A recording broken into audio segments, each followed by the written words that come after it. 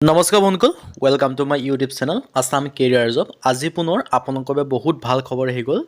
BRO বিভাগৰ ফালৰ পৰা পুনৰ আপোনালোকৰ কিছুমান গ্ৰেড 3 আৰু গ্ৰেড 4 চাকৰি মুকলি কৰি গ'ল। ইয়াৰ কাৰণে আপোনালোকৰ 8 পাছ, 10 পাছ, 12 পাছ, ডিগ্ৰী পাছ সকলোৱে চাকৰিখিনিৰ কাৰণে আবেদন কৰিব পাৰিব। 8 পাছৰ কাৰণে বেলেগ ভেকেঞ্চি আছে, 12 পাছৰ কাৰণে বেলেগ ভেকেঞ্চি আছে, লগতে ডিগ্ৰী পাছৰ বাবে বেলেগ ভেকেঞ্চি আপোনালোকে দেখিবলৈ পাব। মেল ফিমেল দুয়োটা কেন্দ্ৰীয় আবেদনসমূহ কৰি ল'ব পাৰিব।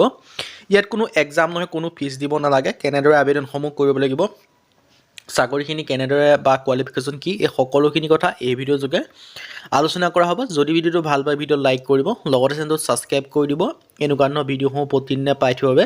আৰু আমাৰ হোৱাটছআপ চেনেল লিংক ভিডিঅ' ডেছক্ৰিপশ্যনত দিয়া আছে, তাতো আপোনালোকে জইন কৰি ল'ব পাৰে। তেতিয়া আপোনালোকে ডেইলি জবৰ আপডেটসমূহ পাই থাকিব। আহক আজি আমি ভিডিঅ'টো আৰম্ভ কৰোঁ। ইয়াত আপোনালোকে দেখিব পাইছে BRO ৰিক্ৰুইটমেণ্টৰ ফালৰ পৰা ভেকেঞ্চিখিনি আহিছে। ড্ৰাইভাৰ মেকানিকেলৰ ভেকেঞ্চি আছে, ট্ৰেন্সপৰ্ট আছে, যিটো ড্ৰাফ্টমেনৰ ভেকেঞ্চি আছে। ড্ৰাফ্টমেনটো আপোনালোকে জানে গ্ৰেড 4 লেভেলৰ, বাকী গ্ৰেড 3 লেভেলৰ ভেকেঞ্চি আছে আৰু কিছুমান ড্ৰাইভাৰৰ ভেকেঞ্চি আছে। মানে 10 পাছ, 12 পাছ, গ্ৰেজুৱেশ্যন সকলোৰে কাৰণে ভেকেঞ্চি আপোনালোকে দেখিবলৈ পাব। চ' যদি আপোনালোকে ইণ্টাৰেষ্টেড হয় আবেদনসমূহ কৰিব পাৰিব। BRO মানে আছে বৰ্ডাৰ ৰুট অৰ্গেনাইজেশ্যন, যিটো গড় কাপ্তানী বিভাগ বুলিয়ে কোৱা হয়, মানে তেনেকুৱা ধৰণৰ ভেকেঞ্চি আহিছে। আৰু ইয়াৰ কাৰণে লাষ্ট ডেটটো দিয়া আছে 30 ডিচেম্বৰ 2024। মানে এই ভেকেঞ্চিকেইটাৰ কাৰণে আপোনালোকে 30 ডিচেম্বৰ 2024 পৰ্যন্ত আবেদনসমূহ কৰি ল'ব পাৰিব। যদি ইণ্টাৰেষ্টেড হয় আবেদনসমূহ আপোনালোকে কৰি ল'ব পাৰে। এটা মই আপোনালোকক এটা চামাৰি দি দিছোঁ বা চমু আৱাস এটা দি দিছোঁ, যিটো BRO ভেকেঞ্চি মুকলি কৰিছে নৱেম্বৰ 2024 বৰ্ষৰ। এতিয়া ডিচেম্বৰ 30 তাৰিখ পৰ্যন্ত আবেদনসমূহ কৰিব পাৰিব। BRO হৈছে বৰ্ডাৰ ৰুট অৰ্গেনাইজেশ্যনৰ পৰা ভেকেঞ্চি মুকলি কৰিছে। ড্ৰাইভাৰ মেকানিকেল ট্ৰেন্সপৰ্টৰ ভেকেঞ্চি মুকলি কৰিছে, লগতে ড্ৰাফ্টমেনৰ ভেকেঞ্চি মুকলি কৰিছে। টোটেল ভেকেঞ্চি আছে 466 ভেকেঞ্চি। চেলাৰীটো আপোনালোকৰ BRO যিটো নৰ্মছ আছে সেইমতে আপোনালোকক প্ৰভাইড কৰিব, আৰু এটা গভৰ্ণমেণ্ট জব হয়। চ' ইণ্টাৰেষ্টেড হ'লে আপোনালোকে আবেদনসমূহ কৰি ল'ব পাৰিব। জব লোকেশ্যন অল ইণ্ডিয়া হয়, আৰু এপ্লাই মোডটো আপোনালোকে অফলাইন যোগে আবেদনসমূহ কৰিব পাৰিব। BRO যিটো অফিচিয়েল ৱেবছাইট আছে BRO.gov.in, এইটোত আপোনালোকে গৈ পেলাই এডভাৰটাইজমেণ্টখন চাই ল'ব পাৰে। তাৰ আগতে আপোনালোকৰ সম্পূৰ্ণ ডিটেইলছটো জানি লওক, কিমানকৈ কোৱালিফিকেশ্যন বিচাৰিছে, কোনটো পদৰ ক্ষেত্ৰত কিমান কোৱালিফিকেশ্যন, এজ ক্ৰাইটেৰিয়া কোনটো পদৰ ক্ষেত্ৰত কিমান, এইটো আপোনালোকে জানি লওক। চ' যদি আপোনালোকে ইণ্টাৰেষ্টেড হয় আবেদনসমূহ আপোনালোকে কৰি ল'ব পাৰিব। আৰু মই আপোনালোকক কোনটো পদৰ ক্ষেত্ৰত কিমানকৈ কোৱালিফিকেশ্যন বিচাৰিছে, এজ ক্ৰাইটেৰিয়া বিচাৰিছে, মই আপোনালোকক সেইটোও জনাই আছোঁ। চ' আপোনালোকে ভিডিঅ'টো শেষলৈকে চাই থাকক। যিটো ড্ৰাফ্টমেনৰ ভেকেঞ্চি মুকলি কৰিছে দুটাকৈ, ছুপাৰভাইজাৰৰ ভেকেঞ্চি মুকলি ড্ৰাফ্টমেনৰ ভেকেঞ্চি মুকলি কৰিছে 16টা, ছুপাৰভাইজাৰৰ ভেকেঞ্চি মুকলি কৰিছে 2টা, টাৰ্ণাৰৰ ভেকেঞ্চি মুকলি কৰিছে আপোনালোকক 10টা, মেকানিষ্টৰ ভেকেঞ্চি মুকলি কৰিছে 1টা, ড্ৰাইভাৰ মেকানিকেল ট্ৰেন্সপৰ্টৰ ভেকেঞ্চি মুকলি কৰিছে 417টা, ড্ৰাইভাৰ ৰুট ৰুলাৰ ভেকেঞ্চি মুকলি কৰিছে 2টা, অপাৰেটৰ এক্সিকিউটিভ মেকানিকৰ ভেকেঞ্চি কৈছে 18টা। মানে আপোনালোকৰ গ্ৰেড 3 গ্ৰেড 4 দুই ধৰণৰ ভেকেঞ্চি আছে। ড্ৰাফ্টমেন গ্ৰেড 4 লেভেলৰ, ছুপাৰভাইজাৰ গ্ৰেড 3 লেভেল, এনেকৈ আপোনালোকৰ গ্ৰেড 3 গ্ৰেড 4 দুই ধৰণৰ ভেকেঞ্চি মুকলি কৰিছে। ড্ৰাইভাৰৰ ভেকেঞ্চি মুকলি কৰিছে। গোটেইখিনি মিলাই প্ৰায় 477 প্লাছ ভেকেঞ্চি মুকলি কৰি দিছে। চ' ইণ্টাৰেষ্টেড হ'লে আপোনালোকে এই ভেকেঞ্চিকেইটাৰ কাৰণে আবেদনসমূহ কৰিব পাৰিব। প্ৰথমতে আমি ড্ৰাফ্টমেনৰ ভেকেঞ্চিৰ কথা ডিছকাছ কৰিছোঁ। ড্ৰাফ্টমেনৰ ভেকেঞ্চি মুকলি কৰিছে। ইয়াৰ কাৰণে যদি ইলিজিবিলিটি ক্ৰাইটেৰিয়া বিচাৰিছে মই জনাই দিছোঁ। ইয়াৰ কাৰণে কোৱালিফিকেশ্যন বিচাৰিছে 12 পাছ কৰিব লাগিব। ছুপাৰভাইজাৰৰ ক্ষেত্ৰত আপোনালোকে ডিগ্ৰী পাছ কৰিব লাগিব। টাৰ্ণাৰৰ ক্ষেত্ৰত আপোনালোকে ITI পাছ কৰিব লাগিব, তেতিয়াহে আবেদনসমূহ কৰি ল'ব পাৰিব। মেকানিষ্টৰ ক্ষেত্ৰতো ছেইম হয়। ড্ৰাইভাৰ মেকানিক্স ট্ৰেন্সপৰ্ট বা ড্ৰাইভাৰ ৰুট ৰুলাৰ ক্ষেত্ৰত মিনিমাম আপোনালোকে 10 পাছ কৰিলে আবেদনসমূহ কৰি ল'ব পাৰিব।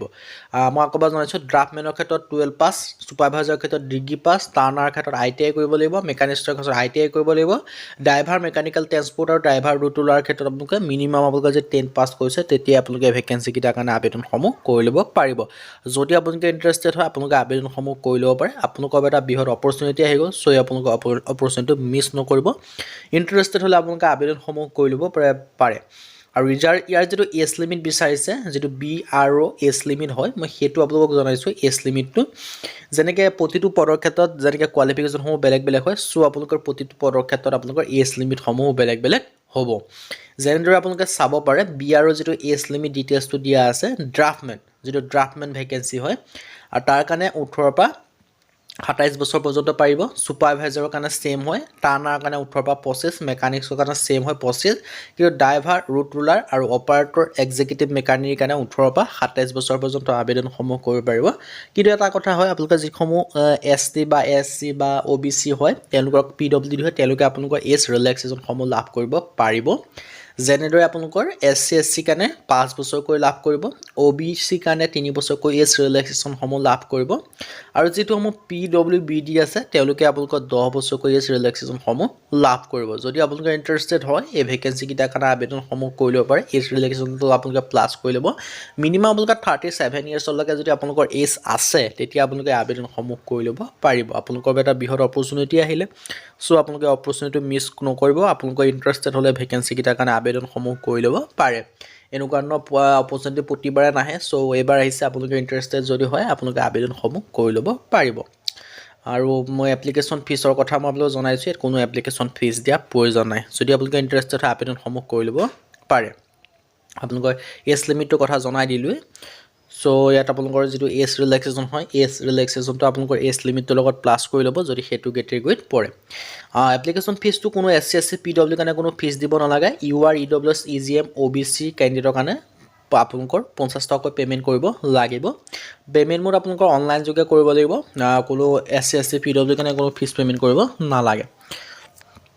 চ' আপোনালোকৰ যদি 50 ৰুপিজ হয় তেতিয়া আপোনালোকে OBC কেন্দ্ৰৰ কাৰণে 50 ৰুপিজ আবেদনসমূহ কৰি ল'ব পাৰিব। আৰু যিটো চিলেকশ্যন প্ৰচিডিউৰ হয়, চিলেকশ্যন প্ৰচিডিউৰ আপোনালোকৰ কেনেদৰে চিলেকশ্যনসমূহ কৰা হ'ব তাৰ ক্ষেত্ৰত আপোনালোকৰ ৰিটেন টেষ্ট অনুষ্ঠিত হ'ব।